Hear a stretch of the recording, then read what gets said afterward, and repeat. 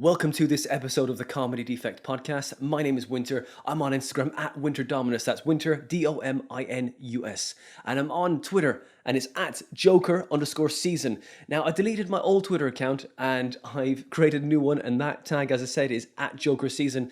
Follow me there. I've got 15 followers. I've done about 10 tweets because I took all the jokes from my old account and rewrote them. I wanted to put them into my stand-up before the lockdown happened, and then kind of the momentum went away. So if you want to go and follow me there, you can. I've got a YouTube channel for the Comedy Defect and one for me, which is called Winter D. That's where I am.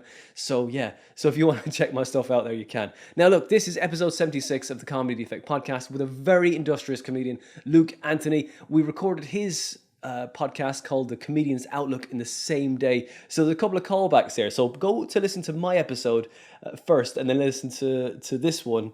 I would recommend that because there's a couple of callbacks from his to mine. Just that we had fun with it, just to kind of link them together. A bit of an in-joke. Why not have fun? Luke's a really lovely fella. I spent a lovely hour and a bit with him, and we're talking about comedy and what his plans are for the next year. Go and check him out. He's from Cambridge and he's set up a night there. So if you ever get a chance to go and see his nights, his live shows, his live podcasts, go and do that. He's a very funny guy and a really lovely fella to boot. So if you want to check him out on radio as well, you can. But all his socials are at Luke A Comedian. That is Luke A Comedian, Luke A Comedian on the socials, and his website is lukeanthony.co.uk. But very funny guy, really lovely fella, and he's doing some great things in Cambridge around those parts as well. So yeah, I'm going to make this short, guys, because I think sometimes the intros can be really annoying for any podcast I listen to. It's like, just get on with the content. So here it is, episode 76 with a very funny guy, lovely fella, Luke Anthony.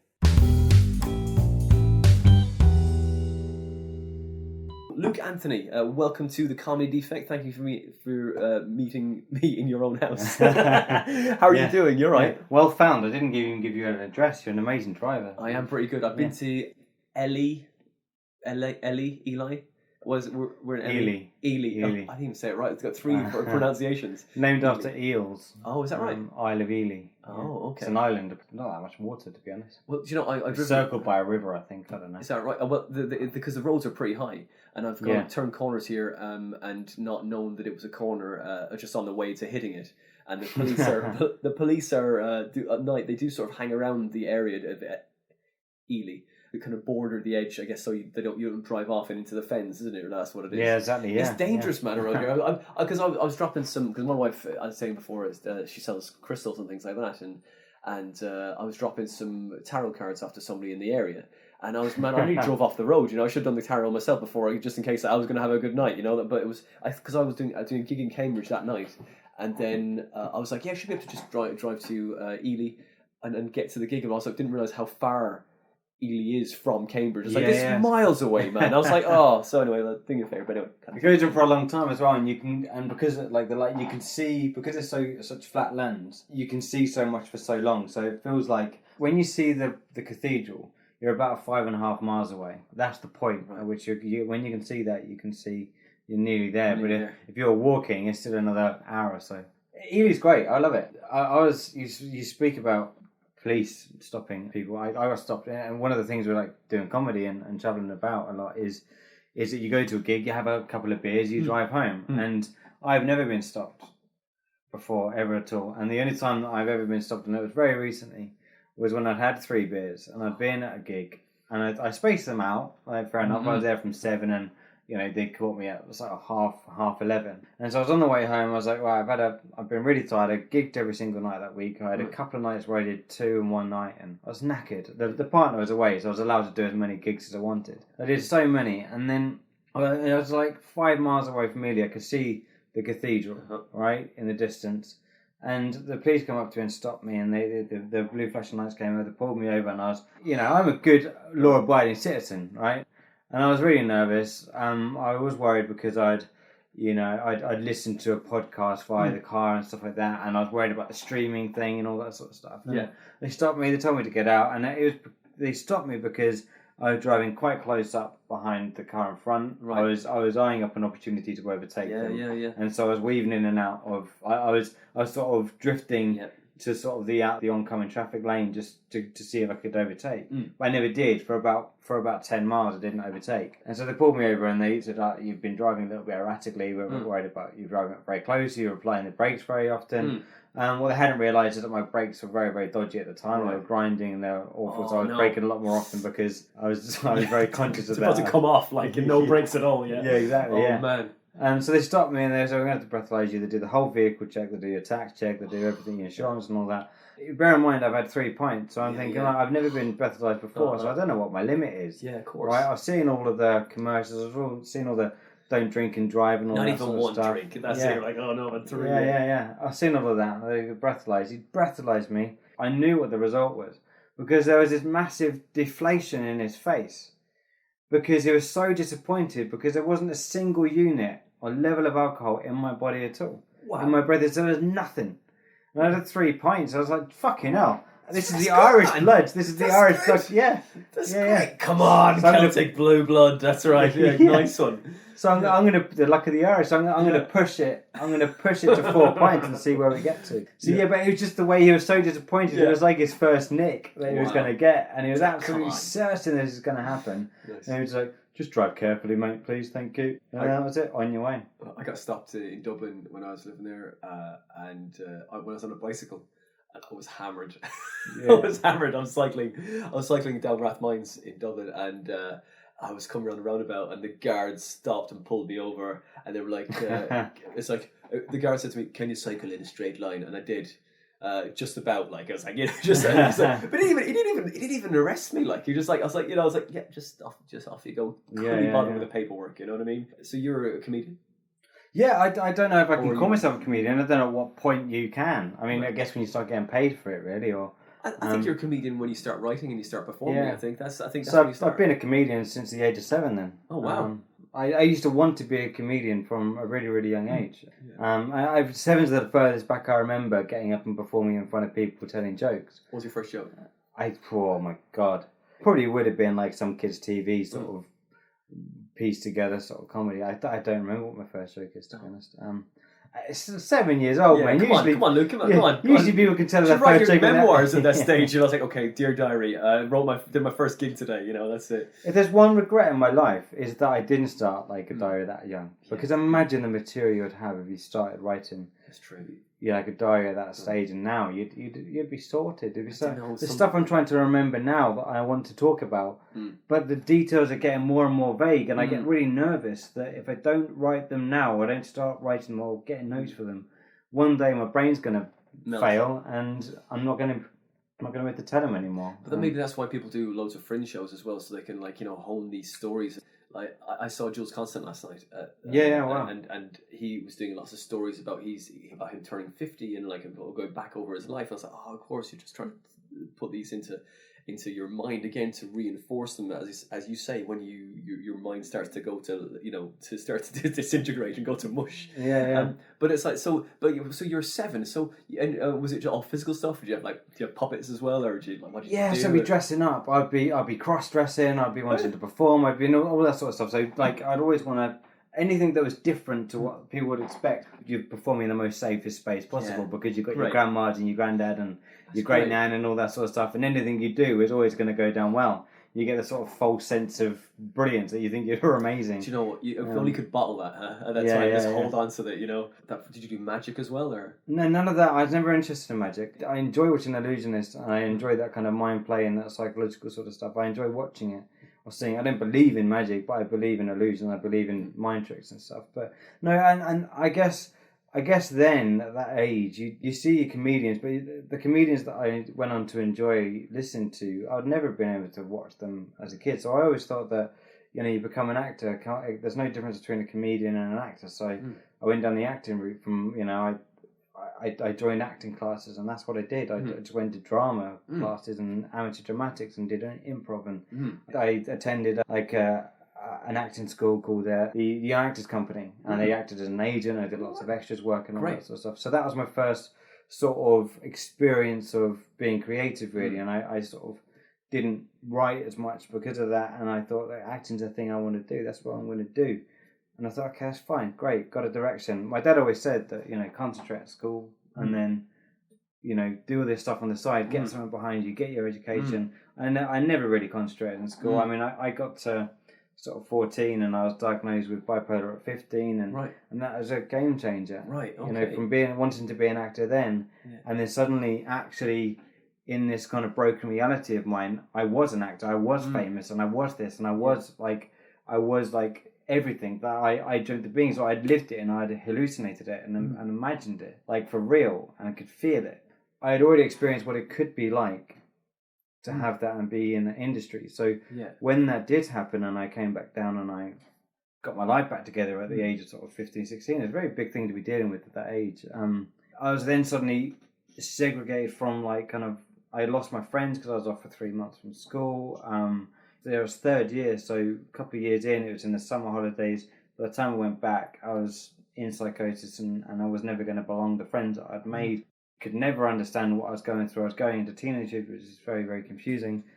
And it was a very, very difficult, toxic place for me to be at school because of this. And at the end of school, I thought, okay, so now I've got this newfound, it almost opened these gates to all this creativity that I never thought I had before.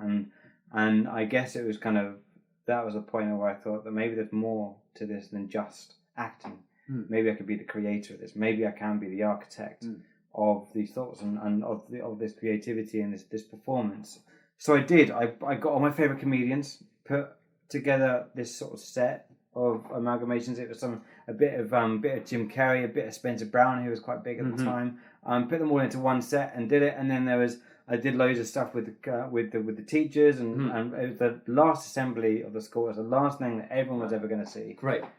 And I did it all on stage. I defamed all the teachers. I did some really, really sort of like close to the nail stuff, and it went really well. It went down absolute storm. But because of that adrenaline, just because of that drive, just because of that feeling of how amazing it felt, and I thought I hadn't felt this since I was in psychosis and manic, right? It actually caused another manic episode. Oh no, right. And so because of that, performing became a bad thing, writing became a bad thing for me, because I thought every time I do something that I really love, when I go to that extreme, I don't know how to control my bipolar, because I just goes too much and I want to do everything. I want to keep doing it and I get addicted to it. So you become obsessed. You just every comic has this obsession with comedy. It's like you try to learn everything now because you just enjoy comedy so much. It's like and then you just, but because there's such a huge back catalogue, you're like, I need to get through all this.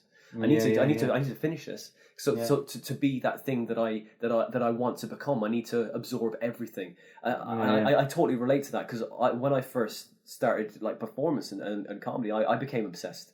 Like absolutely, you don't sleep. Is that what happened with you? Just like exactly. Yeah, you just stay up till 4 a.m. and then you go to college at 9. And anyone with or without mental health issues or whatever are going to struggle with that strain on your mental health. Anyone's going to go through that. And so times that by 100 with a mental health issue like bipolar, it can get very, very severe, because every time you fall into psychosis or you have a manic episode, everything around you falls apart. So all those relationships, all those friendships you built, all those connections you had with people, all those sort of plans you made when you were high, suddenly you have to cut everything and cut all ties, and no one's ever going to understand, no matter how many times you explain it, why you did it. And it's just because I can't do it because of it. And so I placed something very negative to that. And then sixth form, studied drama, performing arts, media. And I didn't do media because I'd already done that in GCSE, and I thought it was a waste of time. But then I actually went on and did media later on, but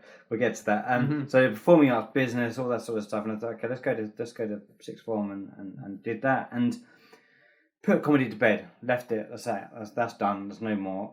Got through the acting thing, had this big opportunity.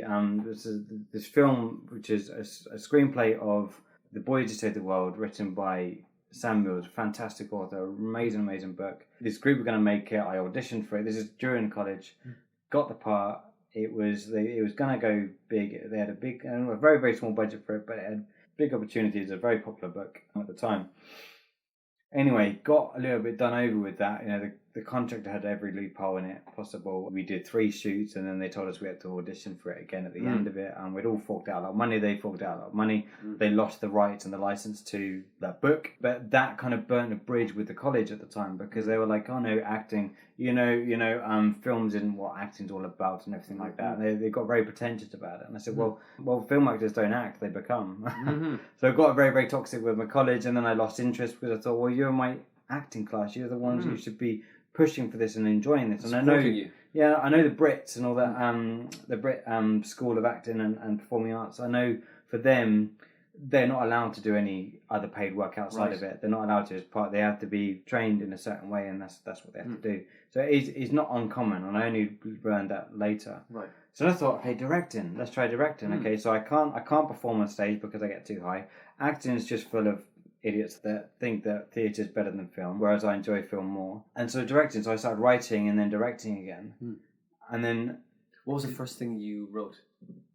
Okay, so I wrote many things beforehand. Sure. So I wrote many blogs and sort of stuff, and I wrote sketches. Do you still write blog as well, or? Occasionally. I sometimes do one that I wrote after an episode, and where I sort of change my mindset, and I sometimes return back to it. It's been 5 years since then. I think, okay, this is where I am now. Okay. I don't blog as much because I think it's better told as the person. Like a blog for me is an outlet, and it's something that I don't necessarily need anyone to read. Whereas if I'm talking about mental health on stage, you're better watching the person that's delivering it, because you learn about the person, you get into that and all that.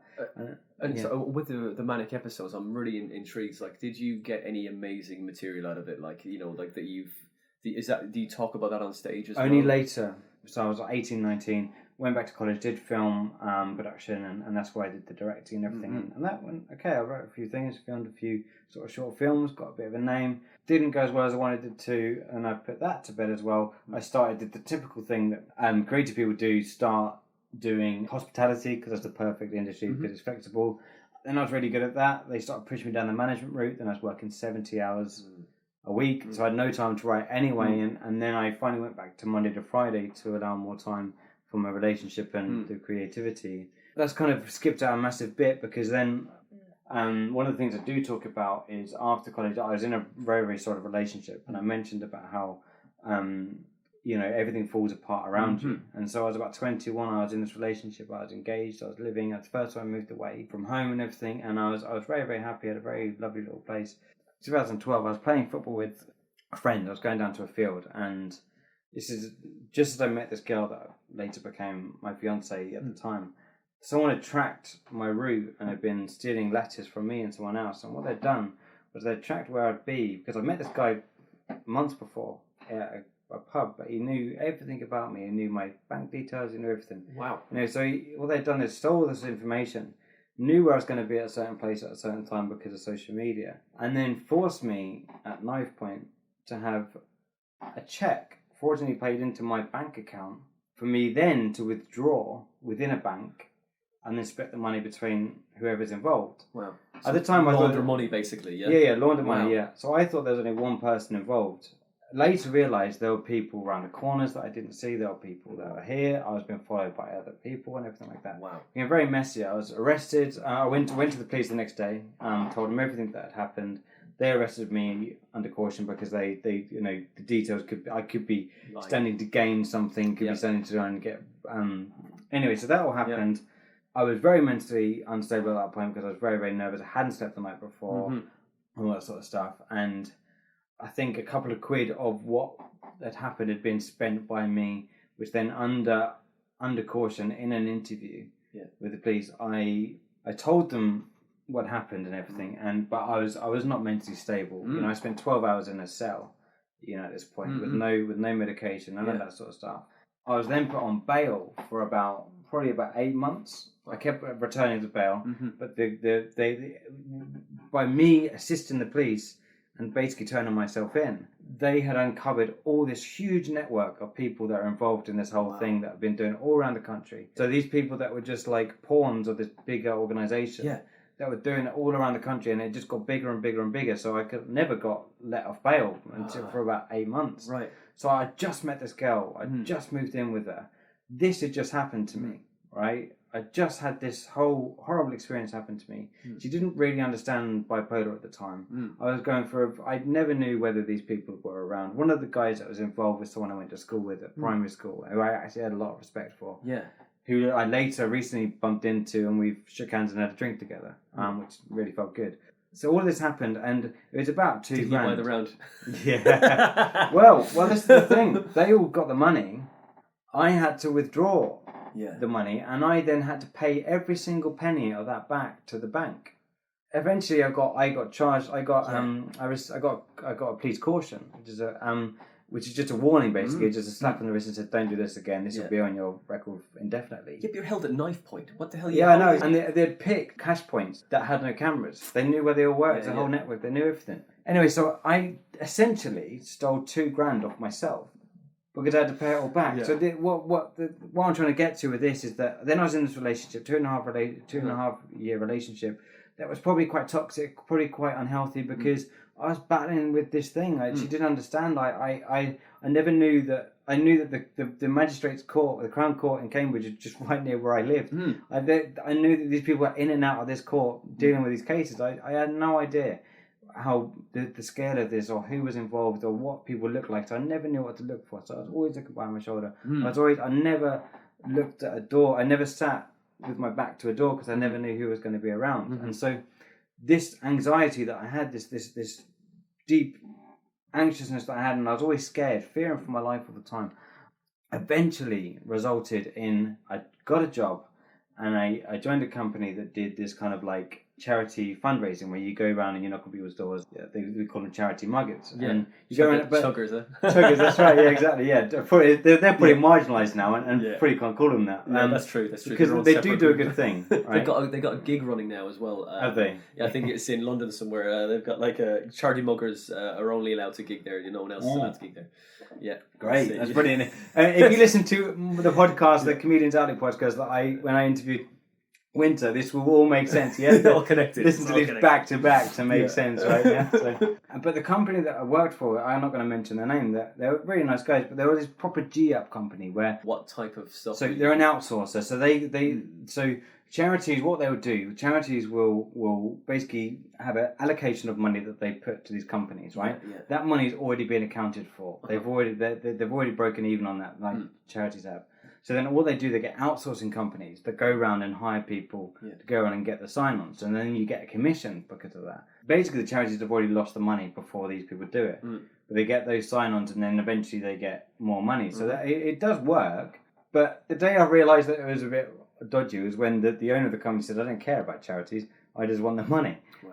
But anyway, so they used to come to these G-Up meetings. And the worst thing in the world for someone with bipolar, who generally is manic, is a G-Up meeting, right? So I got this whole thing about it. I talk about this in my stand-up. I get this whole thing about G'ing people up and positivity. Be the change you want to see in the world. You know, as one drop, we're just on our own, but as an ocean, we're a big team and we can change the world and stuff. So this got all manifested into me going around Bury St Edmunds, G'ing people up and saying, be the change you want to see in the world, you know, doing this sort of like this kind of pilgrimage march thing, trying to get people up. Yeah. There's one thing I've learned about being English, is that they don't like positive people in public. Someone called the police and I was sectioned under the Mental Health Act for my safety and the public safety. Right. The police picked me up and took me to a safe location.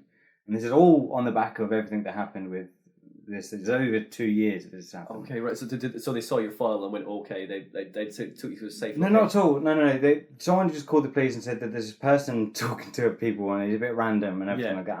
And it was not at all in relation to... I didn't even think at this point I'd been found guilty of anything. I didn't even spend my caution. I think I was still on bail at this point. And that overnight that ended my relationship. I was sectioned for 3 days.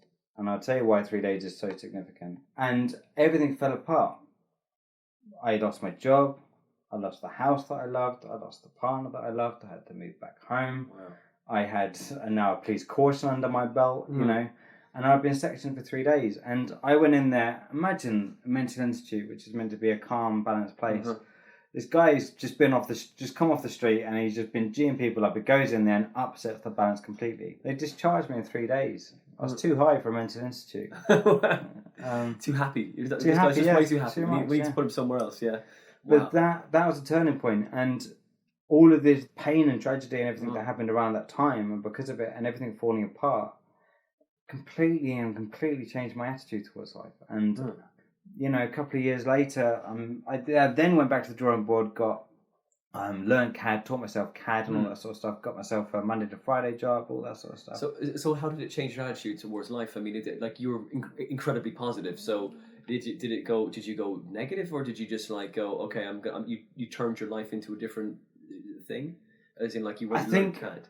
I think it was at that point that I knew that these extremes, every time I go to an extreme, my life falls apart. Right. And I have to rebuild, I have to reinvent myself, I have to become a different person every single time, because you do, because it changes you, because these vivid hallucinations and psychosis that you go through, it changes anyone. Like, whilst to everyone else they can't see what you're seeing, you're experiencing that, you remember that as an experience, as it actually happened.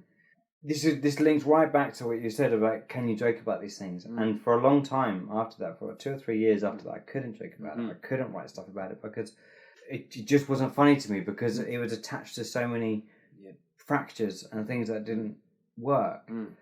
But now I look at it, and my partner that I'm with now, the missus, she's amazing, and she completely gets me. She completely understands it, and she's so open to me doing the comedy stuff, and she thinks that she knows that I can't live without the writing, I can't live without the performing, and that I'm not the same person if I don't do it. And so I rediscovered comedy a couple of years ago, and I started writing material that I could potentially turn into sketches or turn into a sitcom or doing stand-up, and I was doing the odd gig here and there a couple of years ago. But since 2018, I've been solidly gigging regularly, trying out this material that I've been doing. All these things are linked to it, and I think the essence of what I'm trying to say is that it was something that I now accept it and understand it. I know how to control it. I know how to be happy on stage and to be energized on stage without jeopardizing my mood afterwards. Yeah, that's it. So it's like you you hold on to the rock of joy, which is yours. You take it home with you, and no one takes it away. No one can control it. It's mine.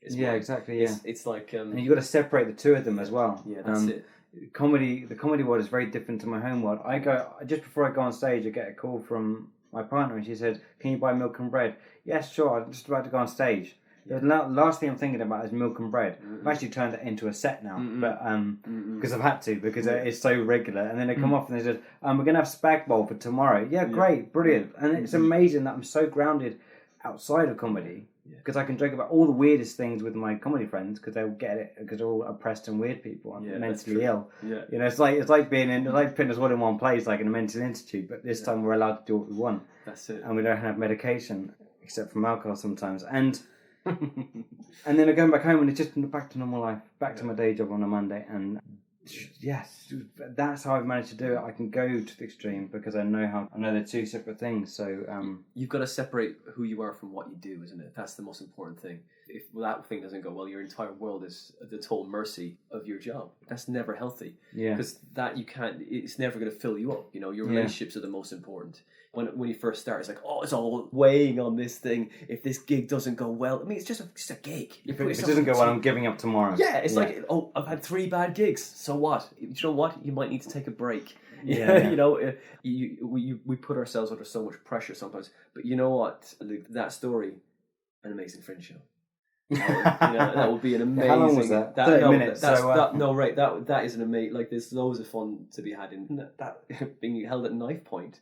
And being forced to launder money, it's people like that's a great story, man. That's it, and all the stuff in between and going to the prison. Like, look, I'm trying to tell you this thing, but I know I don't look like the person that would be telling you this thing, because I'm absolutely having an episode right now. But I'm sure that's what a person would say in this situation, isn't it? It's like totally. It's so. Because it's a beautiful moment of chaos which you can't control. It's like, no, I'm trying to be a good person, but yet you think that I'm a bad person because of the way I am being right now. Yeah. And this is not helping my moment. In this moment, I'm trying to be good, but you think I'm bad. But just again, becomes the psychosis comes anywhere, doesn't it? Really, paranoia is a terrible thing, isn't it? It is. I mean, and I was very paranoid because of that time period, and Yeah, it is a great story. I haven't told it on stage yet. I don't know why. I don't know. This is the first time I've actually told it on I think it would recording. be, But it all makes like telling the story of how I got to where I am now is very important and integral to it. So it showed growth as a person. It showed maturity, and I think it was the maturity and realizing that you don't have to be in a rush for anything. I used to be in a rush for everything, and then I realized that actually no, if I just stay back, and because with bipolar, if something's a good idea right now, it's still a good idea in 3 weeks' time. So my mindset is changed in that sense. I used to be like, okay, I've got this idea, I've got to go now, right? It's okay, I still write notes right now. I write notes on my phone all the time. I come home and say, look, babe, I'm going to be with you in just a second. I just need to write this whole paragraph because I'm inspired. I need to do it. I need to get it off my chest. If I do this and I go to bed, I'm going to forget it tomorrow and I'm going to hate myself and I'm going to hate everything. I'm going to resent you. We're going to have a shit weekend. Totally. That's what's going to happen. Totally. And so I just to do that. But at the same time, I know that I could come back to that idea in 3 weeks' time, and if it was a good idea, it's still going to be a brilliant idea. And that's made me very, very... I'm very lucky with bipolar, actually. That's made me very stable in that sense, because I know how serious it's been. I guess going through that whole experience of the fraudulent money and the money laundering and everything, and the knife point, and thinking that I was not going to live and all that sort of stuff, and then worrying about the impact that might have on my family and everything like that. I guess that's as bad as it's ever got for me. And so... everything else is amazing, and I'm happy now, and I don't want to lose that. And so, the more stable I can be now, the longer my happiness can last. And yeah. Well, as directing, then you did improv. Do you find that the improv helps your bipolar tendency? And improv is good. Yeah, I'm very. Do you know what? I probably would. It's not really anyone could say this, but I'm very good when things happen as they go. So in a conversation, maybe in a panel show or something like that, I'd probably be quite good at improvising on things that people say, and it's funny that ties in really with like sort of MCing really, and it was something that I didn't enjoy doing when I first started MCing, and I struggled with because I did this sort of deadpan, self-deprecating stuff, and again that links to I don't want to go too mental on stage because I've done that. I know I had a manic episode, right? And how did that? Did they laugh? Yeah, the self-deprecating stuff, I still do self-deprecating stuff, but I mean the deadpan stuff, which is very low energy, and it's a very common thing with new acts and beginners and stuff because they're nervous as fuck. Yeah. But and I just hide the fear, right? Yeah, just like dead faceless. Yeah. It'll take the energy out of the room and give the MC a real tough job afterwards. Yeah, that's a second. Yeah. Never put me on first. Jesus Christ. So I did one MC set for my comedy club, and I absolutely died on my ass. I talked about the bipolar stuff. It didn't work, and I just thought, fuck this. I'm not doing this. No way am I doing MC, and I'll get MCs in. That's fine. That's done. I'm never going to do it. Did one recently. Didn't do any of the bipolar. I did a bit of it actually, but I did positive stuff and went down really well. And now suddenly I think that I'd be alright MCing. I did MC years ago. Yeah. In 2010, I MC'd the Big Day Out, the Pop in the Park, one of the smaller stages, which was for music acts. But so I've done it before. I just with comedy, it was a bit weird. You put yourself under too much pressure. Maybe it's like all you got to be is warm and just smiley, and then like make everyone feel comfortable, isn't it?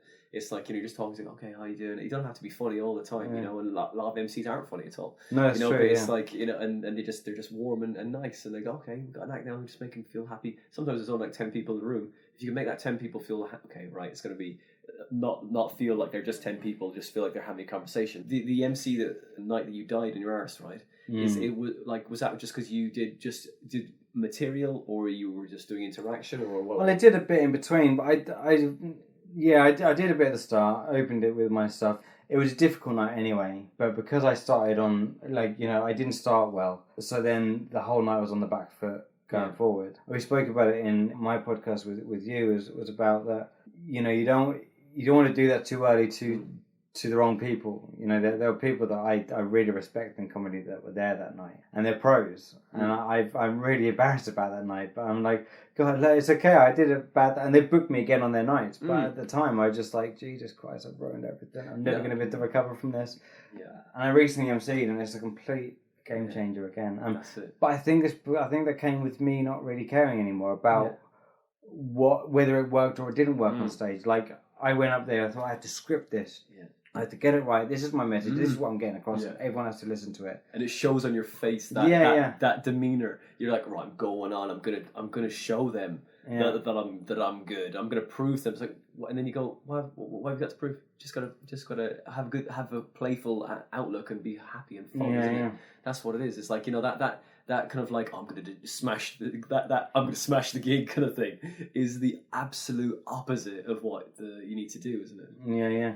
And because I wanted to get that message across, and now I'm in the place where I've done those 5-minute, excuse me, those 5-minute sets that have worked, regularly, and I've got those jokes that have worked regularly. Sometimes, they don't always consistently work, but I've got that kind of volume of material that now I can go on with a couple of premises and just play off what we're doing and go down avenues, and hopefully along that avenue I find a punchline, because that's I guess what I do. I write and then remember it, screw that piece of paper up and chuck it in the bin, and then go on and do it again. So I would go on there, learn the script. I never get the script perfectly right because I never remember it right, and I haven't got enough time to remember it. I feel like that throwing that piece of paper away, that material away, then allows me to use the same premises but not seeing a piece of paper in front of my eyes, because I'm very visual. So I will see the lines and the bullet points in front of my face, and it will create that barrier between me and the audience. And I'll be like glazed look over my face, and I can't connect with them because I'm just seeing material, and now it's just more about creating and then just riffing off that material that is there. That's it. Never learn it exactly, because you want to have some play and some moments of improv to kind of like just grease the wheels along. Like, so do you don't do any acting anymore? Then you're just focusing on comedy now. And I never thought I was that good at acting. Right. However, if any promoters or agents are listening, I'm fucking amazing. Yeah. I was alright. I mean, I was probably more suited to theatre, weirdly enough, even though I preferred doing film. It's strange because I love the instant reaction from doing comedy and the laughter and the applause at the end, or the applause breaks.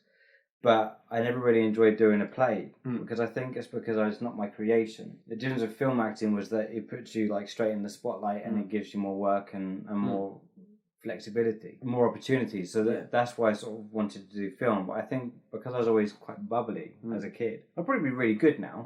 Because I haven't got all that pent-up sort of manic energy that's there that needs to be unleashed anymore, because I'm more centered and relaxed than I used to be. And so I probably... Maturity's done it. Age has done it. Age does slow you down a bit, doesn't it? You're also a radio presenter. Yeah, so I've only just started that, because I've been doing the podcast, OutLuke On Life podcast, and another one, the Comedians OutLuke, where I interview comedians, and on the back of it, I just wanted to get a bit of radio. I've always been interested in radio, and for whatever reason, back when I had the opportunity, I didn't take an opportunity that I didn't do, and then I came back to it and I sort of discovered podcasts. What was the opportunity that you didn't take? It was community radio again. It was a Cambridge 105 back in the day, and if I'd started at 18, I'd well on my way with radio presenting. That's it, man. It's so annoying. Damn. It's so annoying. Like, I know I'm only 27, I'm 28 this year, and I'm very young, but for me, that feels like I've been for a massive journey through my 20s, just the story I told earlier on.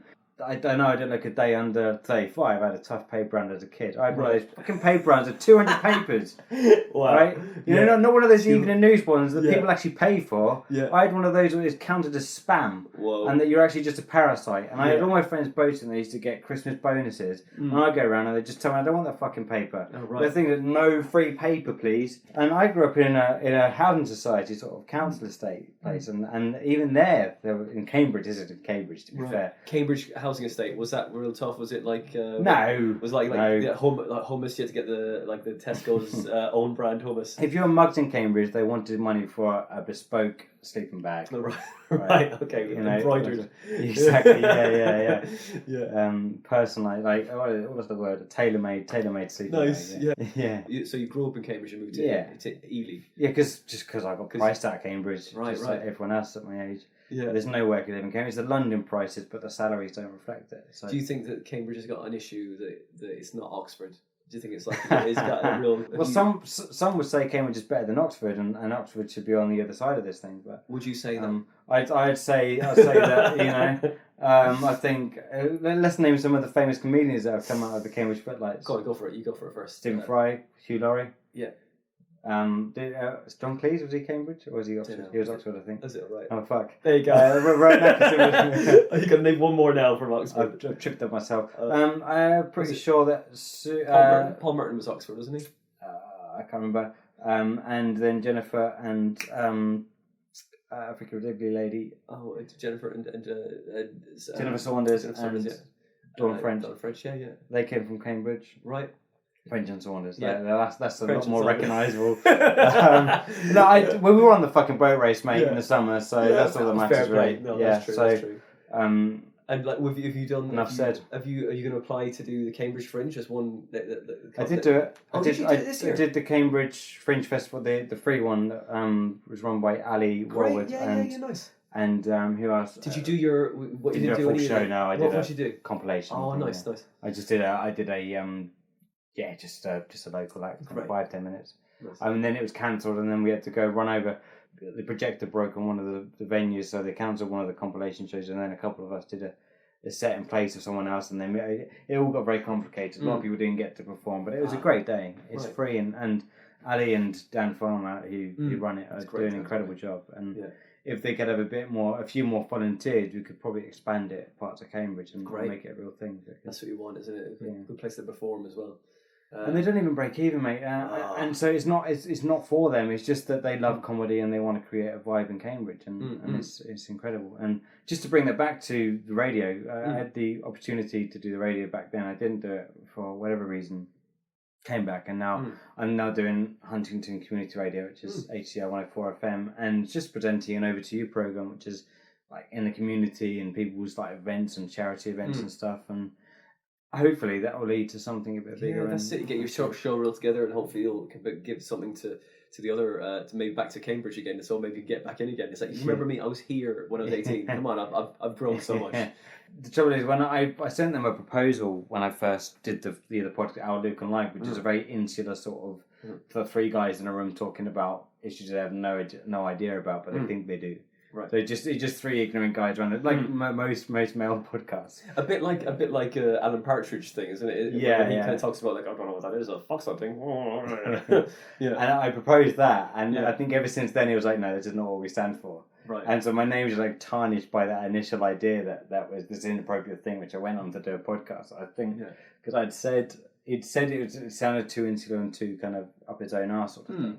Right. And I was like, that's not what he said, but it came across like that. And I said, oh, that's a massive compliment. That's exactly what I wanted to get across. Did you say that back to them? Yeah, I emailed him back. So love it. I think that's burning a bridge in that sense. But luckily they're kind of like affiliate companies, so they kind of work together. So that's all right. Then maybe that person might get a reference from the from one. Anyway, the next radio show I wanted it to be a paid position. Yeah, and it wanted to be voluntary. I wanted to be paid for it. So I'm just trying to get a few little strings to my bow, and I do a CAD, very boring. My workplace are listening to this. I love my job, but I do an office job. It's a Monday to Friday. It's quite mundane. There's nothing fun about drawing lines on a computer. Computer design, CAD design. Yes. Exactly. Yeah. Exactly. Right. So, what do you design mostly? Anything? Well, we're currently. I can't say much about it, but we do telecoms. So we're doing lots of the rollout for the new 5G and stuff like that. Oh, okay. All right. Let's go to 5G. Okay. What is this? Do you know? That's as far as I can go with that. All right. Okay. So 5G. Like I've heard all these rumors that it's going to be like cause cancer everywhere. Okay. So there's it's not your fault. You're designing fried zones. We're not that far from it being the level of microwaves. Whoa. Okay. So if we go much further, but then they have this safe zone. So if the zone of this radiation zone, it falls within a certain area, they deem it, you can't upgrade it. You just can't do it. Oh, right. Is that right? Okay. Yeah. So if you can do it, either you raise the antennas so high that it's not going to affect any wildlife or people. Yeah. Then that's fine. That's what they do. They need to propose steels and everything to raise up the poles and stuff. So it's just, that's what it is. And there's not that many. There's never really been any real cases of people being like radiated by these things. But because the technology is getting better and better and better. Yeah. We're getting closer and closer to really high radiation that's like microwaves. Yeah, okay. Which is really, really cancerous. Or can cause cancer. So so that's where we're at. So there's loads of stuff around it, and like deals and stuff in America getting complicated about certain Huawei, the big company that's rolling it all out. You know, Trump saying that banning it from Google and all that sort of stuff. It's all going to go ahead. The deal's done. It's as far as it's going to go, and it's all going to be fine. So I do a very boring job. Okay, it doesn't sound that boring actually when you say it like that. But drawing lines is very repetitive. Yeah, I'll bet. Yeah. So what I really want to do is be able to monetize media or entertainment and make sure that I'm in amongst the world, so you get the right connections, you're getting paid for it. In hindsight, I would have just jumped straight into a runner role at the age of 17, and I'd probably be somewhere now. Yeah, well, it doesn't always work that way. It doesn't always work. The work experience thing. It's like, as I said, I've done a work experience myself, and like, you could be in there for 2 weeks, and then someone that might come in, potentially female, and be potentially blonde, and or identify as a female, blonde female, and they might come in, and then they might go, "Oh, we need you because you are fit this box, and you are just the guy that straight white male." Got bipolar. I could use that. Exactly. But make sure you nail that on the application form. It's like, look, and if you don't hire me, I'm going to have an episode. That's what it's going to be. And if it's your fault, I'm going to put in the papers. That's what it is. I do a bit about the universal credit thing. Like, bipolar is one of those things that's not quite bad enough to qualify for universal credit, but they haven't quite released universal credit just yet, because it plays on the whole binary sort of thing. And it's not, and it's like you get the best of both moods, but on the worst case, you don't qualify for like a disabled badge, but you could technically become disabled with it. Yeah, it's a really odd thing. It's a very grey area. So you're right. You've been directing. You've done improv. You've been performing since the age of 7. I'd say, and you've had a manic episode, and like now you also write a sitcom. Is that what it is? Yeah. So you're from Ireland. We spoke a bit about it in our other conversation, and I grew up with Irish grandparents, and so I got the whole charm, Irish charm. The sitcom was going to be called Hello There. I say like hello there. Yeah, exactly. Yeah, I realised I said hello there. Yeah. I realised I just said that in a very posh English accent, which it would make no sense in the you need to doff a cap, as you say in the English accent. Yeah. But it's like so whereabouts in Ireland are you from? Me and myself, I'm born and raised. I'm second generation Irish, but my grandparents were born in actually Cork. Oh, my grandfather was from Barry, right, and my grandma was from Douglas. Right, yeah. So I've been to Cork, amazing place. Glengareth was where we stayed. Beautiful. I love Glengareth, man. It's great. The sort of place when I was 17 there, they said that you can't leave Ireland without drinking real stout. So I was 17 and drinking stout in Ireland, so it was fine. Yeah, so they're from there. So he's got this whole charm, and throughout his whole life, he'd always been charming people. He always had the line. He always had, I've been around the country. I've served in the army for 25 years.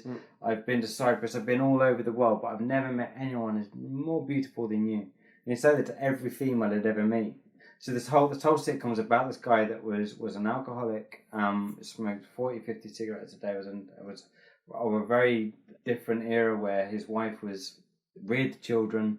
He went out to work. He was in the army. He had post-traumatic stress in between being out in the army. They were an army family that travelled with him, but he'd be aggressive, he'd be abusive, he'd be out spending all the money on the horses and losing money, and then getting drunk and everything like that, and coming home, and he lives his lifestyle like this, and he was a bit dismissive of his kids. A lot of this becomes embellished and stuff, and gets a bit more dramatised, but you create this character that you really dislike. But you see him when he's with his army friends and his squaddies and everything, that he's very, very likeable. And then when he works for Trinity College in Cambridge, he becomes likeable. The students absolutely love him. He's this amazing Irish guy that everyone loves, but when he comes home, it's a different story. He's already drunk. He's already smoking his cigarettes. And then the thing is, he's then out of the pub and he gets a call from his wife and says that their eldest is expecting their first child. He has a minor heart attack. His whole life changed after that. At the age of like 60 odd, the doctor said if you carry on living your life like this, you're not going to live to see your grandchild. And then it switched. His whole life changed. He stopped drinking the following day. He stopped smoking the following day. And then you see this completely different person change. He gives up smoking, gives up gambling, gives up all these things, and then has grandchildren. And he's the best granddad day. He's the most charming person, this person that he was before he retired. He's now with his family and everything else, but you still have this kind of this memory of his kids that remember how he was, and his wife remember how he was. So it follows that. Trouble is, when you become a grandparent, what happens is all you want to do is make sure that everyone's going to be all right, right? So all he ever wants anymore is for his grandchildren to love him. That his community and his friends are going to remember him for being this fun, bubbly guy, and putting on a good party, and always being the first there when someone has an issue. and then make sure that all of his family are financially stable. He just wants to leave them something, and that's what he wants. But in a bid to do this, he's very clumsy. So he'll give this big speech about this egg, right? Look after this egg. I found this egg in the garden. It's separated from me, and then drops it. Everyone on side of him, and then his mood changes again. This angry mood swung guy, where he used to be, comes out slightly and goes, "Oh, fuck this, fuck everything." He's a Catholic. He's trying to be a good Christian. He's trying to be a good Catholic. He's trying to be a good granddad. But then just F's and blinds in front of all his family, in front of like... He's trying to change a pattern that really just is so deeply ingrained. And it never quite gets there. So each episode ends with, or he goes through these different experiences where you have this big build up to what he's trying to achieve. And then he just can't achieve it because something happened, you know. And it's just very, very funny. And it's connectable, very much so in life, because like surely, you know, everyone's trying to strive for that thing that they want, and maybe never quite make it, but just that's what comedy is for me. So it's an idea I've had for years. I've had it since a kid. I've watched these things happen, and I just know that no one in my family is going to write it because no one in my family are writers except myself. It needs to be done because it's hilarious, and I've been writing it this morning and I've been laughing all the way through because I'm remembering a bit of things that happened. So it's kind of like most of it's true happenings or they're embellished truths, but they're just very, very relatable and very funny. I'll give you another example of something that he did once. He had this big bouncy castle. It's a whole family affair. Gets all the family, all the community, and gets all the Catholics. Everyone's around. This big thing. Now he's going to be the man of the town. Everyone's going to love him. He wants to be fun. He jumps on the bouncy castle. He's bouncing with everyone else. Everyone's watching, loving it. The organizer of this party, who's fun, bubbly, and everything, bounces one too many times and ends up in a bush over the neighbour's garden. Right? He bounces out of the thing and hurts himself, but everyone laughs. And it mixed with his wife, who's got this most unassuming thing about her. She was originally a nun when she was very, very young. She was in a nunnery, and then they sort of broke away, escaped to England, potentially when she was pregnant, and so it was all very dodgy at the time. You know, Protestants and Catholics mixing was big no-no. Relations was even more frowned upon. Like, wow. There's 5 kids in the end. Wow, that's great. All above board. All within marriage, potentially. And so she laughs. So all she can do, he needs recovery and helping, but she's just there raucously laughing because she finds it too funny. So the one person that he trusts the most is just laughing at him. There's never time that he goes, he's so proud of having an orchard tree. He's got all the community, all the family there again, and he's picking apples. He's on a ladder. Right? Everyone sort of moves away from the scene. It goes into the living room, leaves him out there, and then all you see in the background through the window is him hanging from the tree because the ladder's fallen. And the first person to see it is his wife, who again just stands there laughing. He's going, "Bloody hell, Noreen! Jesus Christ, Noreen! I'm going to die, And he gets really, really worried. And he's just going mental, but everyone's laughing at him. But he just wants everyone to like him. He wants to be remembered for something. And he tries so hard to be remembered for all the serious things. But actually, he's just a legend because all of these things that happen to him are hilarious, and he's loved just for that, and remembered for that. And a lovable fool, like exactly, that's it. What it really reminds me of, I know it's in comparison, is like, have you ever watched In Sickness and in Health? And I love the relatableness of, like, he's such an idiot, but he occasionally he's got like a moment when you're like, I just really want things to work out for him, but they never do because he's such an idiot, you know. Because he's so that selfishness in him is so ingrained. You know, I mean, watching it now is so dated, and also some of the stuff is not PC. Back then, it was really groundbreaking, ahead of its time. It was dealing with racism and dealing with other things as well. But it was a lovely thing that knew what it was and was very clever in the way that it dealt with sort of subjects like that. But that is really, it's a really lovely thing because we all know people that are trying to change, but they just can't. Nothing will work out for them. That's a lovely thing. It's a lovely idea. I think. I look forward to seeing it. Have you made any of the episodes yet? No, I'm currently writing a treatment and doing the character profiles. Great. And I've written the treatment. I'm just about to start writing the pilot episode. And then once I've got that, I'll probably send it off to a couple of agents. And that's great. Okay. All the disciplines come together, man. That's it. They all have help. They all come up together. That's what I'm saying. So you've got the radio, you've got the sitcom, you're doing the stand up. It all just fine tunes everything that you're doing. You know, it's great, man. And the directing as well. You've got everything there. Yeah, the directing. I guess I'll pick that up with if I ever do this because I realised that I couldn't play myself as a grandchild anymore.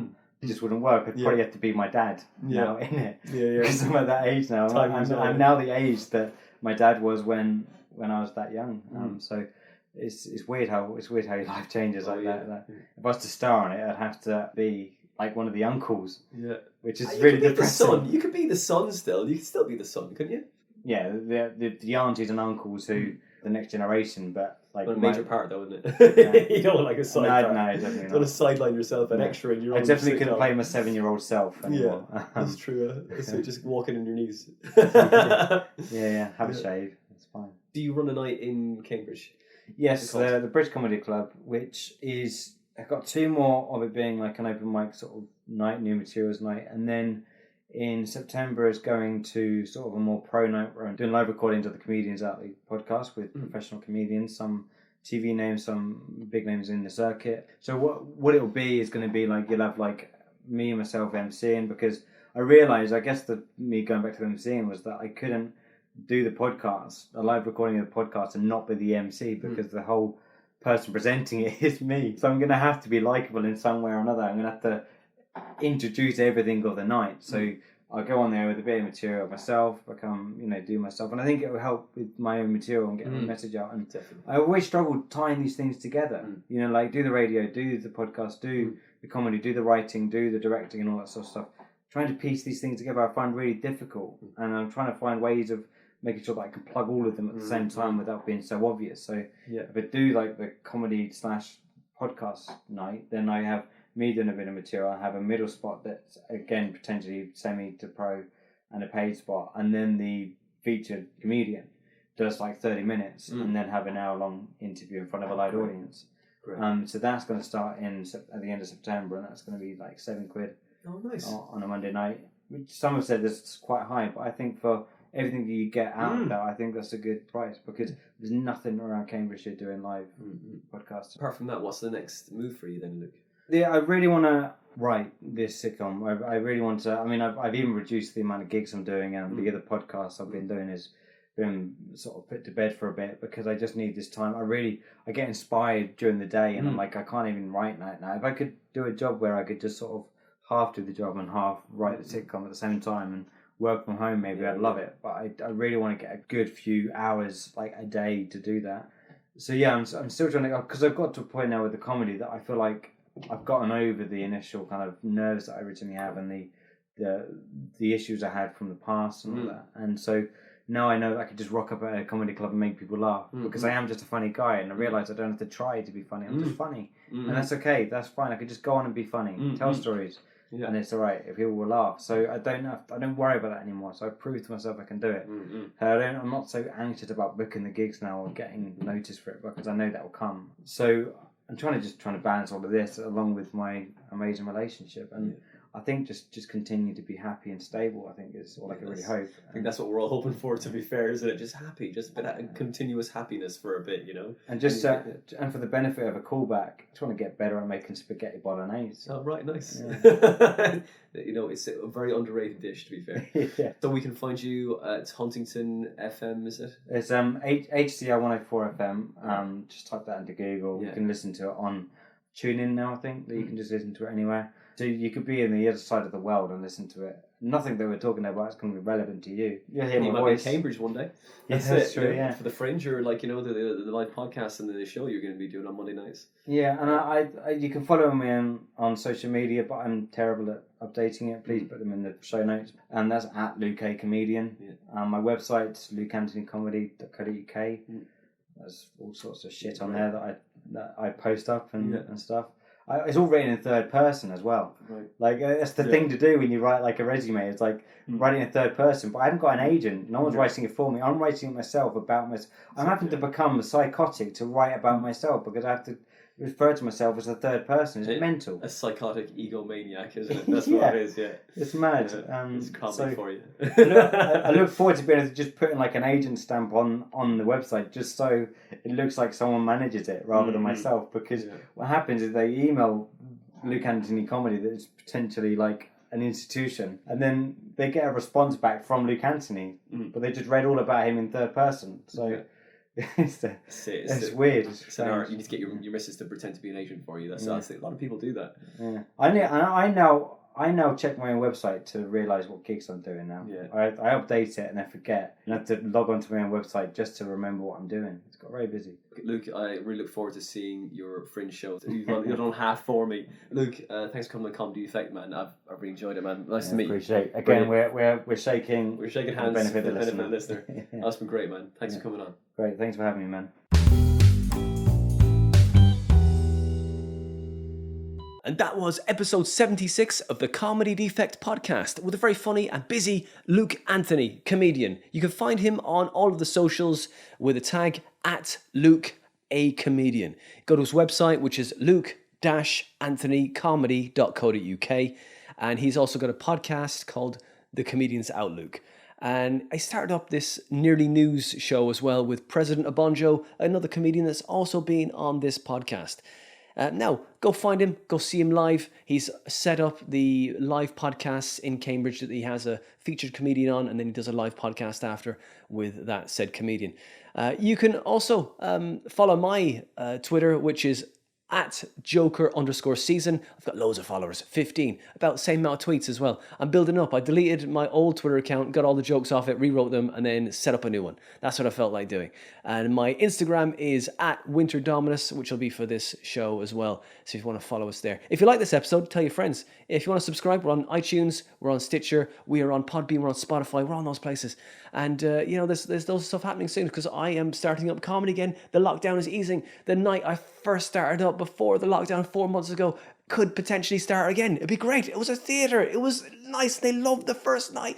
And it was like, oh, everything's going great. And then it just went away. So hopefully we can bring that back. Fingers crossed. I'll let you know. I'll advertise it here and we can all have fun. And it's got seats that, come out electrically. It's a really lovely, lovely room. And the Fisheries Wharf Cafe will be starting up again, I'm sure. And we'll have that room back. The old stomping ground for comedy in Hemel Hempstead. So yeah, that was episode 76. The next episode we've got is with a very funny, more alternative comedian. He just markets himself as a bit more odd.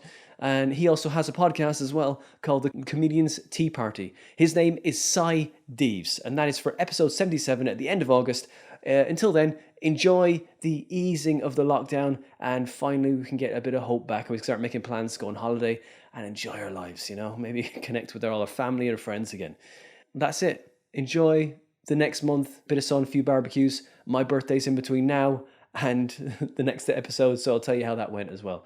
Until next episode 77 with Cy Deves. He also has a podcast called The Comedian's Tea Party. Go check that out. Enjoy your August.